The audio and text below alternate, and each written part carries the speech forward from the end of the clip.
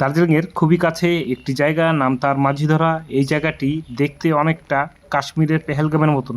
তার জন্য এই জায়গাটিকে বলা হয় উত্তরবঙ্গের মিনি পেহেলগাম। সকাল থেকেই চিন্তা করছিলাম কোথায় যাব। তো আজকে বেরিয়ে পড়লাম সেই মিনি পেহেলগামের দিকে। শিলিগুড়ি থেকে এই উত্তরবঙ্গের মিনি পেহেলগামের দূরত্ব প্রায় 70 কিলোমিটার। এই রাস্তাটি হলো পাহাড় প্রেমীদের খুবই জানাশোনা একটি রাস্তা। এখানে পুলিশ অনেক সময় গাড়ির পেপারস চেক করে।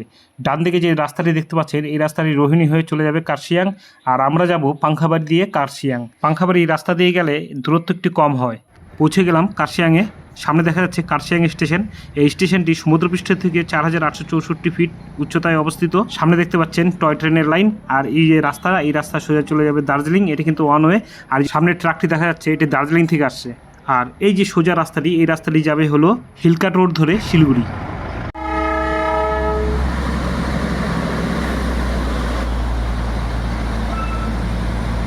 কার্শিয়াং থেকে যখন দার্জিলিং যাচ্ছিলাম, তখন আমি একটি টয় ট্রেন দেখতে পেলাম। ট্রেনটি দার্জিলিং থেকে রওনা হয়ে যাচ্ছিল শিলিগুড়ির দিকে।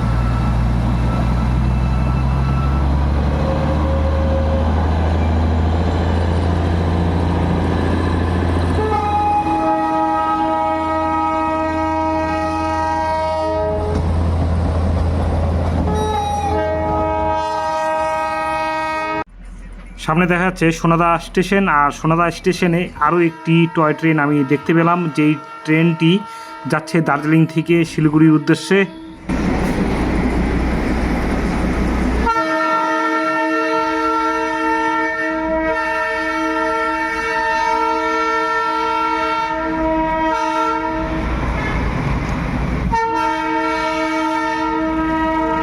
সোনাদা পার করে আমি এখন দাঁড়িয়ে আছি ঘুম স্টেশনের ঠিক সামনে। আর এই যে দেখা যাচ্ছে, এটি হলো ঘুম স্টেশন। এটি 1891 সালে তৈরি হয়েছিল। এটি আমাদের দেশ অর্থাৎ ভারতবর্ষের মধ্যে সবথেকে উচ্চতম রেলওয়ে স্টেশন। সমুদ্রপৃষ্ঠ থেকে এই স্টেশনটির উচ্চতা হলো 7407 ফিট।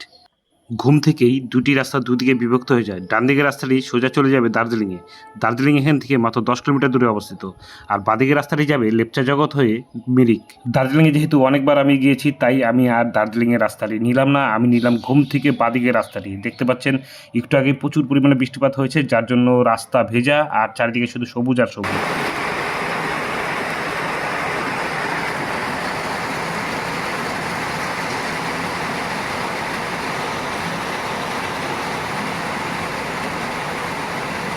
ঘুম পার করার পর লেপচা জগতের ঠিক কাছে প্রায় 2 ঘন্টা আমি আটকে ছিলাম এই বৃষ্টিপাতের কারণে। প্রায় 2 ঘন্টার মতন অনবরত বৃষ্টিপাত হয়েই চলেছে।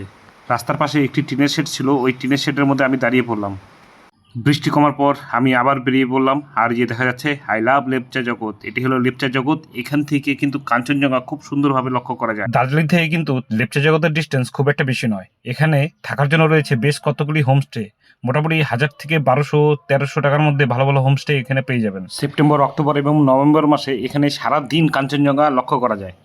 এখান থেকে মাঝিধরা অর্থাৎ উত্তরবঙ্গের মিনি পেহেলগামের ডিস্টেন্স খুব একটা বেশি নয়। দেখতে পাচ্ছেন চারিদিকে শুধু মেঘ আর কুয়াশা চাদরে ঢাকা। এই রাস্তা দিয়ে চলেছি। চলতে চলতে আমি চলে এলাম এই যে সুখিয়া পুকুরির কাছে এই পেট্রোল পাম্পের ঠিক অপোজিটে নিচ দিয়ে এই রাস্তাটি চলে যাবে উত্তরবঙ্গের মিনি পেহেলগামের দিকে। দার্জিলিং, মিরিক, ঘুম, কার্শিয়াং যে কোনো জায়গা থেকেই আপনি শেয়ারে চলে আসতে পারবেন। এবং এই পেট্রোল পাম্প যে দেখালাম, এই পেট্রোল পাম্পের সামনে নেমে যাবেন এবং হাঁটা পথেই চলে আসুন উত্তরবঙ্গের মিনি পেহেলগামে। মেন রাস্তা থেকে নিচে নামার পর হাতের ডান দিকে একটি বড় খেলার মাঠ দেখতে পাওয়া যাবে। ওই মাঠের পাশেই গাড়ি বা বাইক রেখে দিতে হবে, তারপরে হাঁটা পথ। মাঝিধরা হলো ছোট্ট একটি গ্রাম। এখানে কিন্তু দোকানপাট সেরকম নেই, রয়েছে অল্প সংখ্যক ঘরবাড়ি। মাঠের পাশে বাইক রেখে আমি চললাম পাইন ফরেস্টের দিকে। একটা কথা বলে রাখি, বৃষ্টি যদি হয় তাহলে এখানে না আসাই ভালো, কেননা বৃষ্টি হলে জায়গাটিতে অনেক কাদা হয়ে যায়। কাদার মধ্যে দিয়ে যেতে হবে এই জায়গাটিতে। ওই আমার সামনে যাচ্ছে দুজন কাদা পেরিয়ে, আর বাদ দিকে দেখা যাচ্ছে একটি কলেজ। আমার মতে বৃষ্টির দিনে এখানে না আসাই ভালো, কেননা কাদার পরিমাণ অনেক বেড়ে যায়। যেহেতু বৃষ্টিপাত হয়েছে আর কাদার পরিমাণ খুবই বেশি, তার জন্য এখানে লোকজন একদমই ছিল না।